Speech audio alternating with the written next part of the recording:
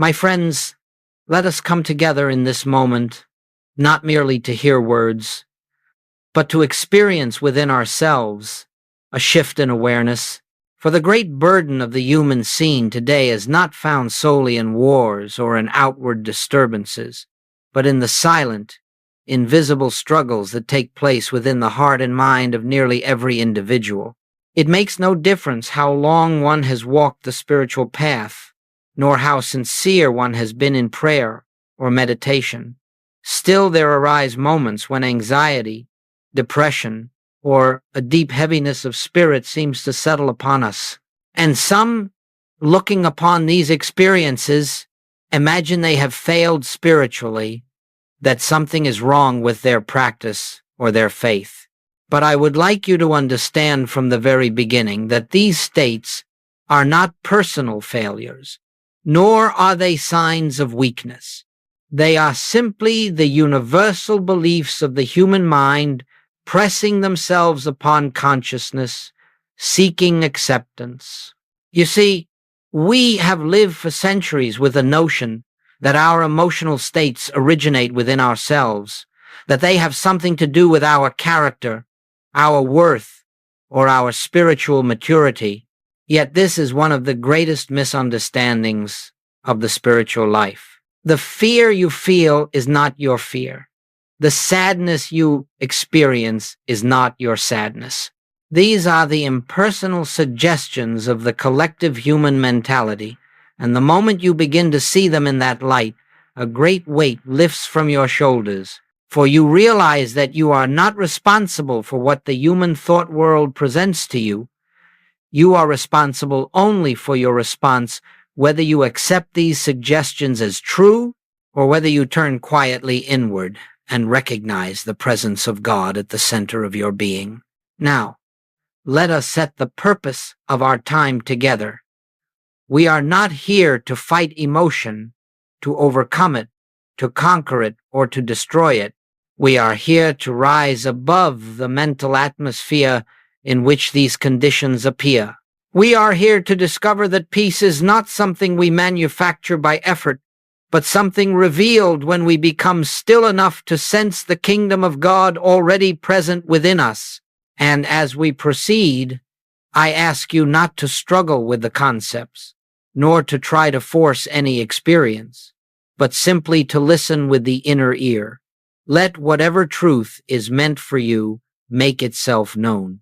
For truth revealed is truth that acts, truth that heals, truth that dissolves the clouds of fear and reveals the light that has never been absent from your being. And so we begin with this assurance. There is a peace already established within you. There is a presence that has never wavered, never faltered, never left you for a single moment. Anxiety may come as a shadow, depression as a passing fog, but neither has the power to touch the divine center of your being. When we learn to rest in that center, even for a moment, the false sense begins to break, and the true light begins to shine. Now let us continue, for it is essential that we clear away one of the most persistent misunderstandings on the spiritual path. Many earnest students come to me and say, "Joel, I have meditated, I have prayed, I have studied the truth. Why then do I still feel fear? Why does anxiety arise? Why does the shadow of depression still cross my path?" And my answer has always been the same, because you are still expecting the human mind to be something it can never be. The human mind, the natural mind, was never endowed with peace. It was never created to be the instrument of spiritual realization. It is merely an avenue through which thoughts pass, some pleasant, some troubling, some inspired, some disturbing. And when you judge your spiritual progress by the condition of the human mind, you are measuring the infinite by the most limited instrument available. You are attempting to gauge the ocean by looking at a single wave. You see, the mistake lies in identifying yourself with the activity of the mind. When a fearful thought arises, you say, I am afraid. When a heavy feeling emerges, you say, I am depressed. But this is not the truth. These experiences occur within the human mentality. But the human mentality is not yourself. You are not the mind. You are the awareness that beholds the mind. And as long as you attempt to purify, strengthen, or perfect the human mind, you will remain entangled in its fluctuations because you have not yet recognized your true identity. Let me say this as plainly as I know how. The spiritual path is not the improvement of the human self, but the discovery of the self that has always been perfect. This is why spiritual people sometimes suffer more acutely than others. They are still trying to use truth as a mental tool, still trying to apply principles to the human mind, still trying to make the mind peaceful, harmonious, or joyful. And yet the mind, by its very nature, is incapable of sustained peace. Peace comes only from the realization of the presence at the center of your being, not from the manipulation of mental states. The human mind says, I must get rid of this fear. But the spiritual consciousness says, this fear is not mine, it is an appearance without substance. The human mind says, why am I still struggling? But the spiritual consciousness says, the struggle belongs to the human sense of life, not to my true being. Do you see? You are not failing. You are awakening. And part of awakening is the recognition that suffering continues only as long as we look to the human mind for comfort or guidance. The moment you turn within, not to improve the mind but to rise above it, you begin to taste a peace that does not depend on thoughts, emotions, or circumstances. So let us lay aside this burden of self-condemnation. Let us cease measuring our spiritual maturity by the movement of thought or mood. Your spiritual identity has never been touched by anxiety. It has never been dimmed by depression. These are experiences of the outer self, the finite self, the self of appearances, not the self that lives in God and is God's expression. Remember this. Your suffering persists only when you try to heal the person you think you are instead of awakening to the presence you truly are. When this distinction becomes clear, half the battle is won. When it becomes a living realization, the battle disappears entirely. Let us go deeper now, for the next principle is one upon which much of your freedom rests. It may appear simple at first, but if you truly understand it, if it becomes more than a concept, your entire relationship to fear, anxiety, and depression will change. And the principle is this: fear is not personal. It does not belong to you.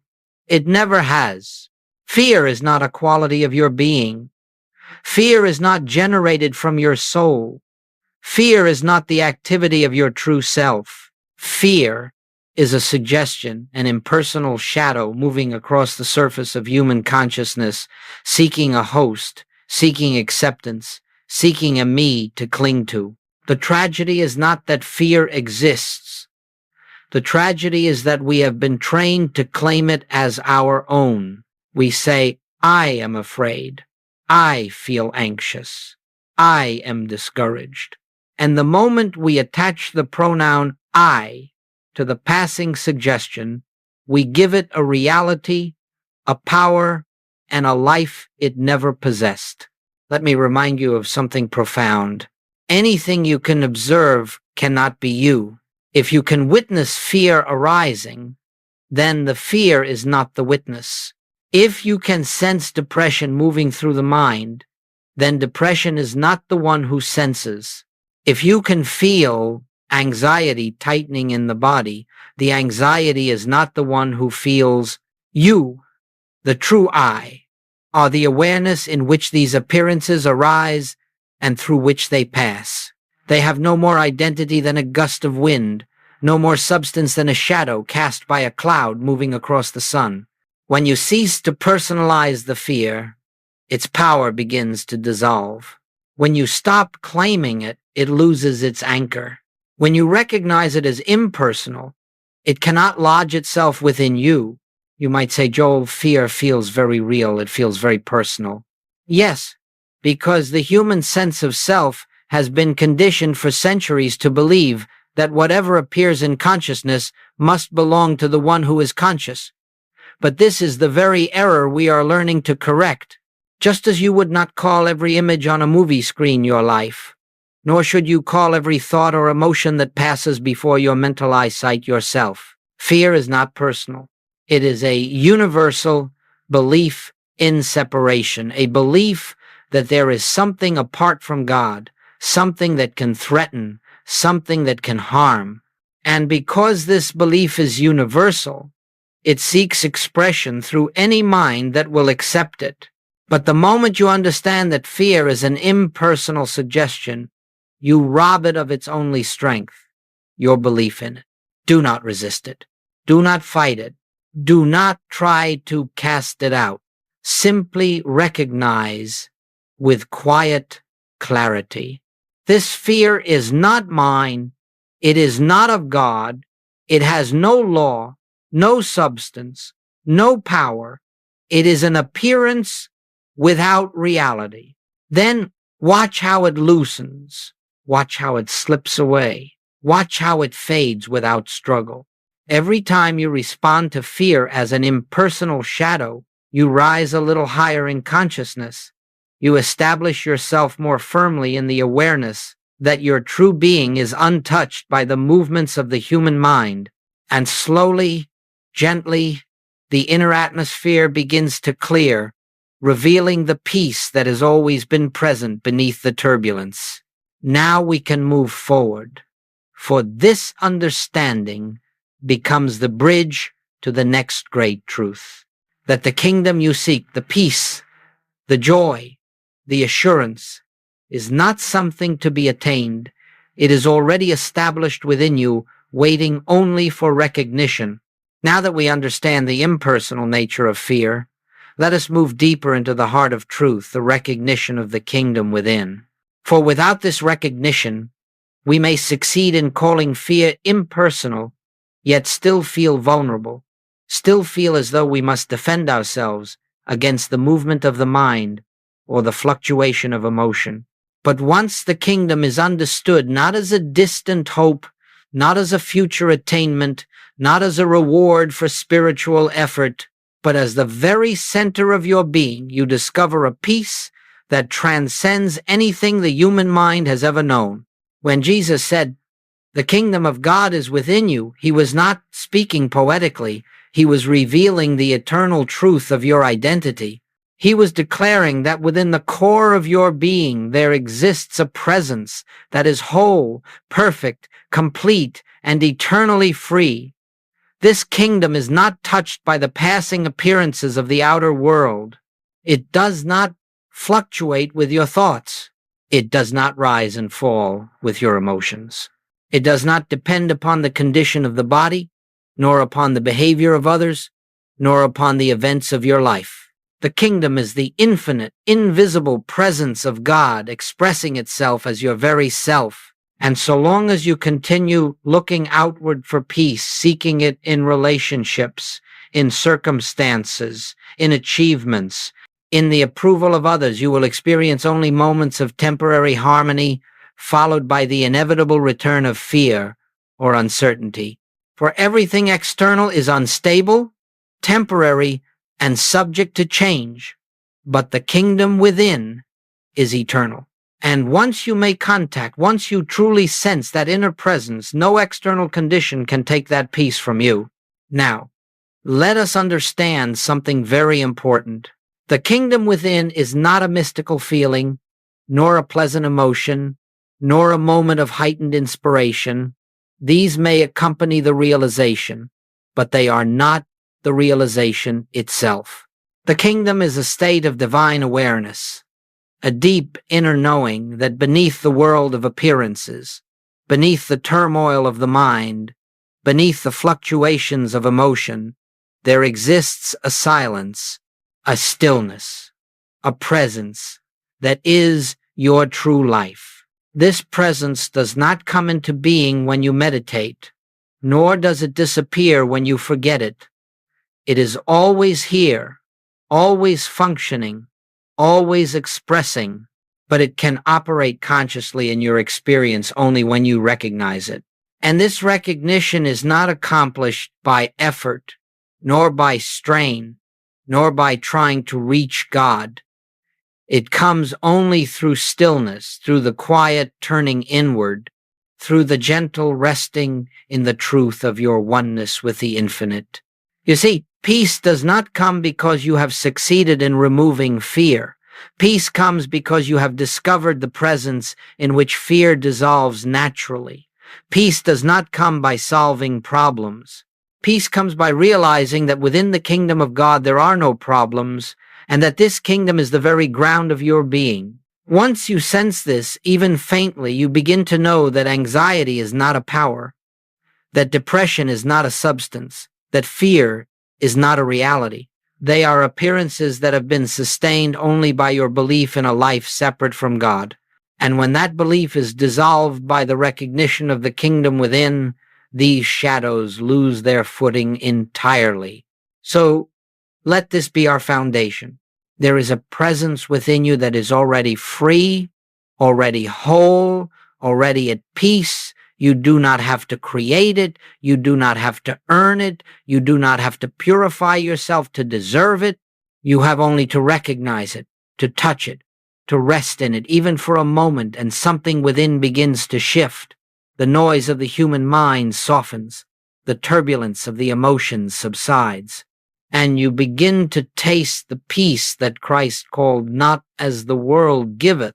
From this point onward, everything we explore will be based on this recognition that the peace you seek is not ahead of you, but within you. And our next step is to discover how to touch that inner presence, how to enter the stillness where fear disappears like mist in the sunlight. Let us now take the next step in this unfolding journey. For it is not enough to understand that fear is impersonal, nor is it enough to hear that the kingdom of God is within you. These truths must be realized, not as intellectual ideas, but as living experience. And such realization comes only through a certain attitude of consciousness that we call spiritual stillness, a stillness that is not the absence of thought, but the presence of recognition. Many students imagine that stillness requires them to force the mind into silence, to push thoughts away, to empty the mind by willpower. But this only intensifies the activity of the mind, and instead of peace, it brings struggle. The human mind is not quieted by force. It is quieted by the gentle recognition that there is a presence greater than the mind, and this presence is already active within you. Spiritual stillness begins with a simple turning inward, not toward the mind, not toward emotion, not toward sensation, but toward the center of being, that invisible point where God and you are one. This turning inward is not an effort. It is a relaxation. It is the release of the belief that you must do something to attain peace. Let me say this plainly. Peace does not come because you have controlled the mind. Peace comes because you have withdrawn your faith from the mind. When you sit in quiet contemplation, not trying to think, not trying to stop thought, but resting in a gentle awareness of the presence of God, you open yourself to a dimension of consciousness that has nothing to do with the activity of the human mind. Now, how do we enter this state? You begin by acknowledging silently and without strain. God is here. Where I am, God is. I need not reach out. I need only recognize. As you rest in this acknowledgement, something beautiful occurs. The mind slows, not because you have forced it, but because it senses it is no longer needed to provide safety or guidance. Emotion softens, not because you have battled it, but because you are no longer identifying yourself with it. A new atmosphere enters your awareness, an atmosphere of quiet, of assurance, of presence. Sometimes you may feel this presence as a warmth, a spaciousness, or a gentle peace. At other times, you may feel nothing at all, but the presence is there nonetheless, for it is not dependent on sensation.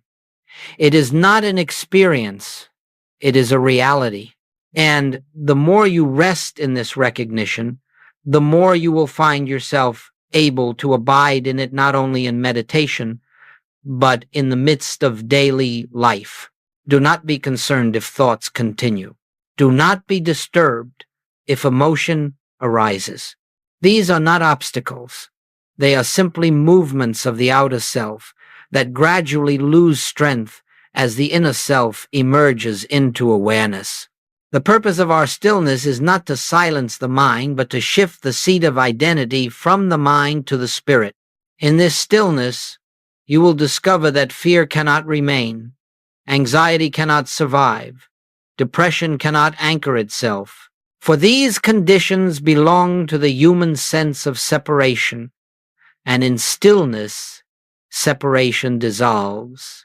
In stillness, you come into the realization that I and the Father are one, and in that oneness, there is no fear, for there is no other to fear and no lack to grieve. This is the practice. This is the way. Not effort, but recognition. Not striving, but resting in the truth of being. As you cultivate this inner turning day by day, you will find that moments of stillness become longer, deeper, more natural. You begin to sense the presence not only in meditation, but in conversation, in work, in silence, in movement. You realize that God is not an experience to be attained, but a reality to be recognized. And when this realization dawns, you know that the peace you have been seeking was never something to gain, but something to uncover, a peace that has always been the essence of your being. Let us now move into a truth that marks a profound turning point in the spiritual life, a truth that separates those who remain imprisoned in emotional struggle from those who rise above the turbulence of the human condition. And the truth is this: you are not here to fight emotion, you are here to witness truth. As long as you continue battling anxiety, resisting depression, or striving to silence fear, you remain engaged on the level of the very mind that produced these conditions. The moment you wrestle with emotion, you grant it power. The moment you resist fear, you affirm its reality. The moment you attempt to overcome depression, you strengthen its position by accepting it as something that must be conquered. But the spiritual life does not ask you to fight shadows. It asks you to turn toward the light. The shift that must take place, the great and liberating shift, is from reacting to emotion to simply witnessing it, from personalizing feeling to recognizing its impersonal nature, from striving to change the outer atmosphere to resting in the truth of your inner being. Let me illustrate this for you. When fear arises, the human mind instantly contracts. It says, I must escape this. I must push it away. I must protect myself. And in that very moment, the fear is accepted as a power, as a presence, as something that has authority. But the spiritual consciousness says, this is not my fear. This is nothing but a suggestion. Let me remain still and let truth reveal itself. You see the difference? One response strengthens the fear, the other dissolves it. Likewise, when sadness or heaviness appears, the human sense says, why is this happening to me? It personalizes the emotion. It wraps identity around the appearance. But the spiritual consciousness gently observes, this too is not mine. This is a passing shadow. Let me rest in the presence that remains untouched. In this shift from fighting to witnessing, a remarkable liberation takes place. The moment you stop struggling with emotional states, they lose the very fuel that sustains them. Like fire deprived of oxygen, they begin to fade. You are not required to fix emotion. You are not required to manage it. You are not required to improve it. Your only task is to stand still in the truth that your being is spiritual, invisible, indestructible, and eternally one with God. Now, you may ask, Joel, does this mean I should ignore my feelings or pretend they are not there? Oh no, my friends, we do not deny emotion. We deny its power. We do not suppress it. We refuse to claim it. We do not resist it. We see through it. And we do so by anchoring ourselves in the inner realization that the presence of God is the only reality of our being. As you continue to witness rather than fight, a new clarity arises. You begin to discern that every emotional disturbance is nothing but the mind reacting to an illusion of separation. When you stop reacting and simply rest in the awareness of oneness, the illusion dissolves. This is the great shift.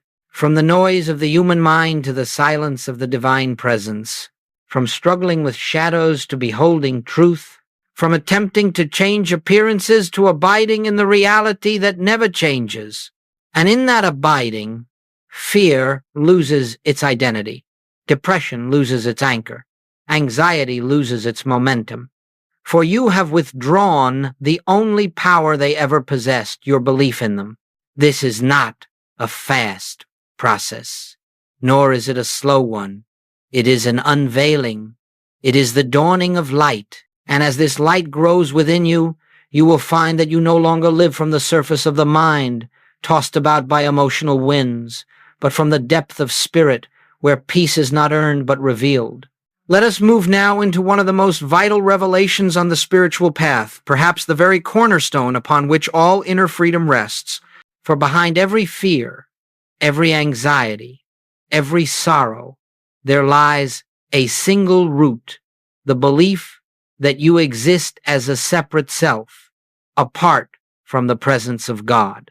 And until this belief is dissolved, emotional suffering will continue to arise, no matter how sincere your spiritual practice may be.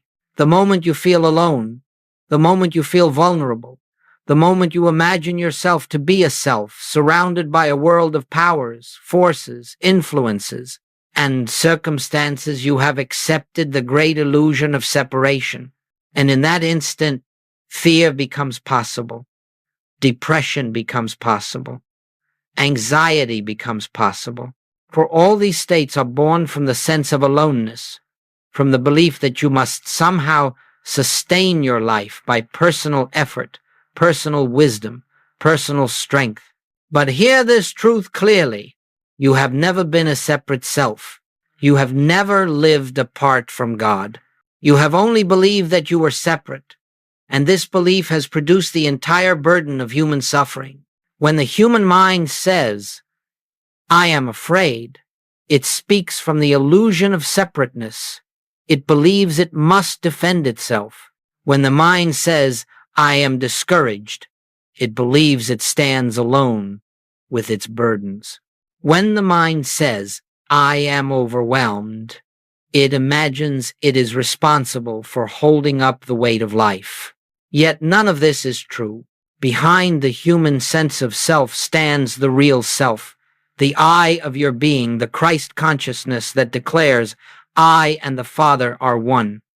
This self is not struggling. This self is never anxious. This self does not know depression. This self lives in the eternal light of God's presence and has never for a moment been separate from the infinite. All spiritual healing, all spiritual peace, all spiritual awakening comes from releasing the false identification with the human self and recognizing your identity as the individualized expression of the one divine life. Let us approach this practically. When fear arises, do not say, I am afraid. Instead, turn inward and gently acknowledge, this fear comes to the human sense of self, not to the I that lives in God. When heaviness comes, Do not claim it as yours. Simply observe. This sadness seeks acceptance in me, but it has no place in the self that is one with God. When anxiety appears, do not enter into its story. Rest in the quiet inner knowing. This anxiety is a movement of the collective human psyche, not a statement of my being. Now, you may wonder, Joel, if I am not this human self, then what am I? You are the place where God shines through. You are the awareness in which the infinite reveals itself. You are the being that God lives as, breathes as, expresses as. You are the life of God made visible in individual form. This is not a poetic sentiment. This is the truth of your being. And when this truth becomes more real to you than the shifting conditions of the mind, a great and profound freedom begins to unfold. You discover that every emotional disturbance was tied to a false identity, and that by releasing this false identity, you release the mechanism by which fear can take hold. To help you taste this truth, let us turn inward for a moment. Allow yourself to recognize, not as affirmation, but as quiet knowing, right where I seem to be, God is. Right where this emotion appears, the presence stands untouched. I am not separate. I am not alone. I am not divided from my source. Feel the simplicity of that. Feel the relief in that. Feel the spaciousness that opens when you no longer carry the burden of a self that never truly existed. For in this realization, the whole landscape of your experience changes. Fear loses its anchor because there is no separate self to bind. Depression loses its meaning because there is no isolated soul to envelop. Anxiety dissolves because there is no fractured identity to protect. Here, in the recognition of oneness, you stand in the truth of being, and in that truth, all shadows fade. Now, my friends, having come to this recognition of oneness, let us bring this truth into daily living, for spiritual realization must not remain confined to moments of meditation. It must illuminate the small hours of the day, the moments when fear attempts to intrude, when pressure arises, when the human mind becomes stirred, or when the unexpected confronts us. For the spiritual life is not lived merely in silence. It is lived in consciousness, moment by moment, as we abide in the awareness of the kingdom within. Let us be very clear. We are not attempting to create a perfect human life. We are not seeking to eliminate all challenges, nor to craft a life of unbroken calm. No. The purpose of this path is to remain so anchored in the presence that challenges, when they come, do not touch the depth of your being. They pass like wind across the surface while you rest in the stillness beneath. So, how do we live from this inner kingdom? We begin with the simplest and most profound practice, the pause. When fear arises, pause. When anxiety tightens the body, pause. When sadness washes over you, pause. And in that pause, turn inward, not with effort, not with the intention to fix anything, but with the gentle remembrance, God is here. This moment is filled with the presence. I need not resist nor react. This pause is not a technique. It is an opening, a doorway through which the kingdom reveals itself. For the moment you pause, you no longer respond from the conditioned mind. You respond from the deeper self. Secondly, as you move through your day, refuse to personalize any emotional state that appears. If anxiety arises, do not ask, "What is wrong with me?" Instead, let the inner awareness speak. This is not my anxiety. This is the old belief in separation, knocking at the door. I need not answer. When heaviness appears, do not claim it. When worry stirs, do not identify with it. When tension comes, Do not call it mine. In this way, the emotional atmosphere loses its grip because you have withdrawn the agreement that gives it life. Thirdly, allow yourself regular moments, brief, effortless moments of quiet recognition. You may not always have time to sit in meditation, but you always have time to remember, I am not separate. The presence is here. Even a single breath of recognition can shift the tone of an entire hour. Fourth, as you go about your tasks, speaking, working, listening, remind yourself that you are not the one doing these things by personal power. Behind your actions stands the infinite. Behind your words moves the spirit. Behind your thoughts flows a deeper intelligence.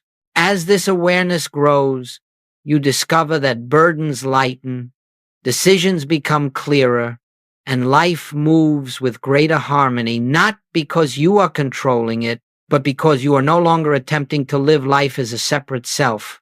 Finally, when you face difficulties, and they may come, do not fall into the old habit of panic or self-blame. Simply turn within and rest in the inner assurance. The presence that lives as me is already here. The wisdom needed is already here. The solution already exists within the kingdom.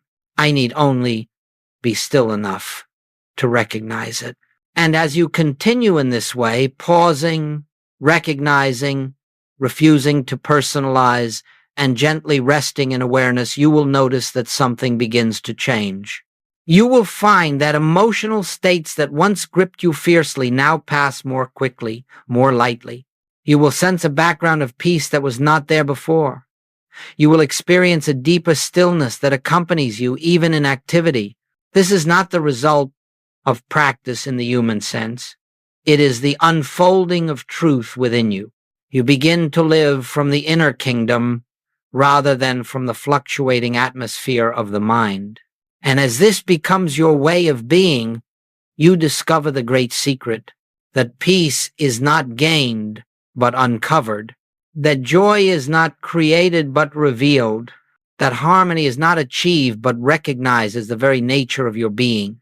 This is the life that emerges when you no longer identify with the human self, but with the divine presence at the center of your being. And as you live in this awareness, the entire texture of experience is transformed not by effort, but by the quiet radiance of truth lived moment by moment. And now, my friends, as we bring this period of contemplation to a close, let us return to the simple truth with which we began.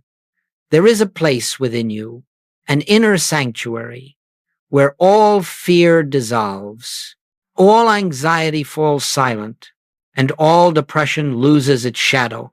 It is not a far place. It is not a hidden place. It is not a place that must be reached through effort or discipline. It is the innermost chamber of your own being, the kingdom of God that has been present from the beginning, waiting only for your recognition.